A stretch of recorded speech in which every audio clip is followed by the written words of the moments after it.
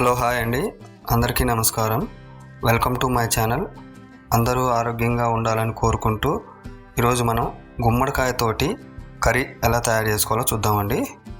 ముందుగా దానికి కావాల్సింది ఒక గుమ్మడికాయ, తినే గుమ్మడికాయ,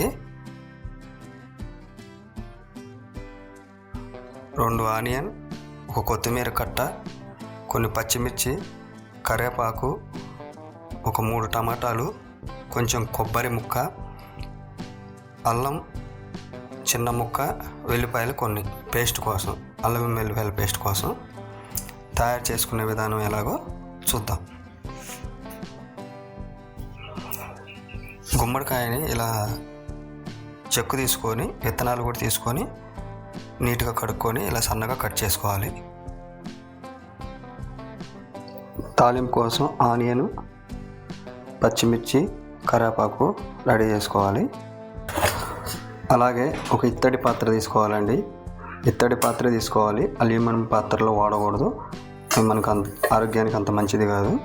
ఇత్తడి పాత్ర తీసుకొని 1 స్పూన్ ఆయిల్ వేసుకోవాలి. ఆయిల్ కూడా చెక్కగానుగ ఆయిల్, గ్రౌండ్ నట్ చెక్కగానుగ ఆయిల్ తీసుకోండి, ప్యాకెట్ ఆయిల్ మంచిది కాదు.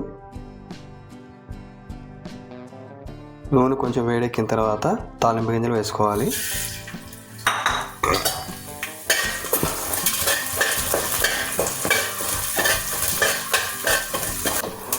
తాలింపు గింజలు వేగిన తర్వాత కరివేపాకు, పచ్చిమిర్చి కూడా వేసుకోవాలి.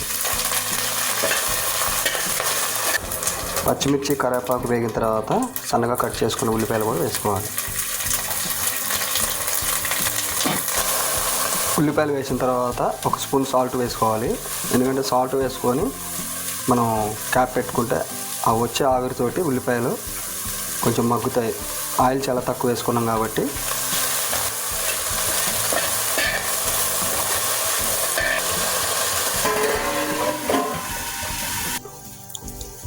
అల్లం, వెల్లిపాయలు, పచ్చిమిర్చి కొంచెం పేస్ట్ చేసుకొని వేసుకుంటే చాలా టేస్టీగా ఉంటుంది.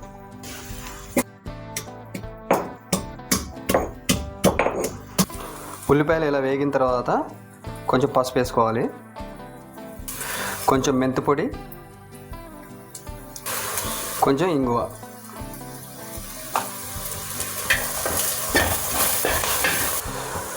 ఇప్పుడు మనం అల్లం, వెల్లుల్లి, పచ్చిమిర్చి నూరుకున్నాం కదా, ఆ పేస్ట్ కూడా వేసుకోవాలి. ఇప్పుడు మనం సన్నగా కట్ చేసుకున్న గుమ్మడికాయ ముక్కలు ఇందులో వేసుకోవాలి. గుమ్మడికాయ ఇలా కొంచెం మగ్గిన తర్వాత మనం ఇలా సన్నగా కట్ చేసుకున్న టమాటాలు కూడా వేసుకోవాలి.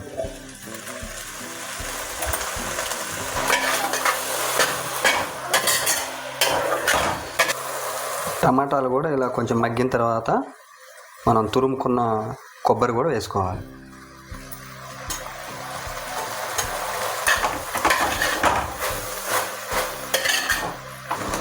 ఆల్మోస్ట్ కుక్ అయిపోయింది. కొంచెం లాస్ట్లో కారం వేసుకోవాలి. కారం వేసిన తర్వాత మనకు ఒక 5 మినిట్స్ ఉంచుకొని బంద్ చేసుకుంటే సరిపోతుంది. ఆల్మోస్ట్ అయిపోయింది. కొత్తిమీర కూడా వేసేసుకుందాం లాస్ట్లో.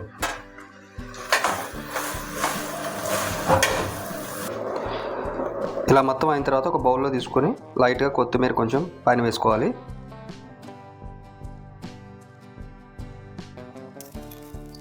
చాలామందికి గుమ్మడికాయ అనగానే మనం ఏదైనా గృహప్రవేశం చేసేటప్పుడు కానీ, ఏదైనా ఫెస్టివల్స్ వచ్చినప్పుడు కానీ, ఏదైనా కొత్త వాహనాలు కొన్నప్పుడు కానీ వాటికి దిష్టి తీయటానికే ఉపయోగిస్తారని చెప్పేసి అనుకుంటారు. కానీ ఈ గుమ్మడికాయని మనం ఎన్నో రకాలైన వంటకాలు చేసుకోవచ్చు.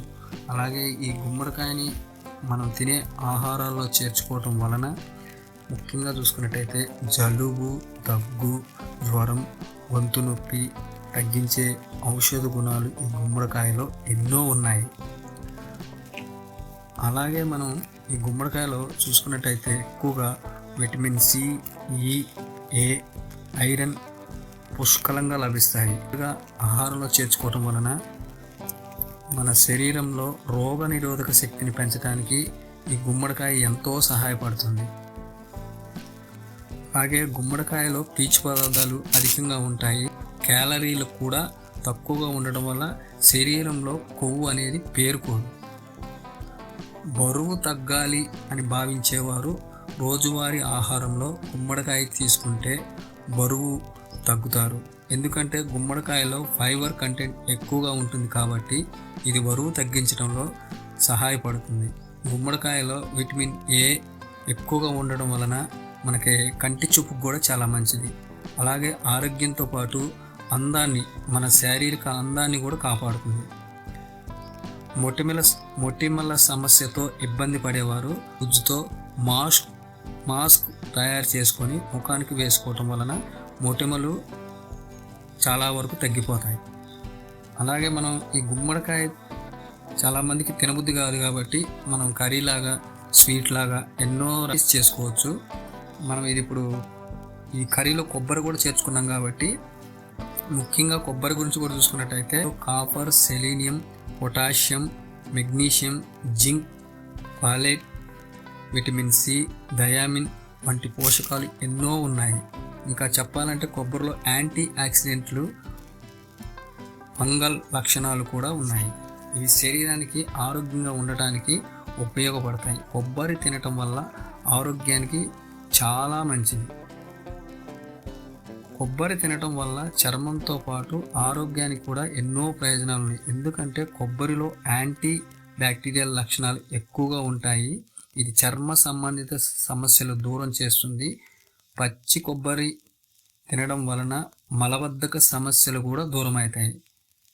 ఎందుకంటే కొబ్బరిలో ఫైబర్ ఎక్కువగా ఉండటం వలన మలబద్ధకం సమస్యలను తగ్గించడానికి చాలా సహాయపడుతుంది. అలాగే మీరు రెగ్యులర్గా ఈ గుమ్మడికాయ కానీ, పచ్చి కొబ్బరి కానీ ఆహారంలో చేర్చుకొని మీరు, మీ కుటుంబ సభ్యులు ఆరోగ్యంగా ఉండాలని చెప్పేసి కోరుకుంటున్నాం.